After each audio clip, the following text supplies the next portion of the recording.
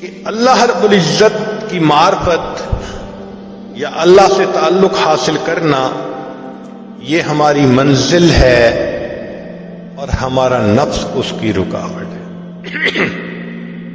اللہ ہماری منزل ہے اور نفس اس کی رکاوٹ ہے۔ دو طرح کی پوجا ہوتی ہے،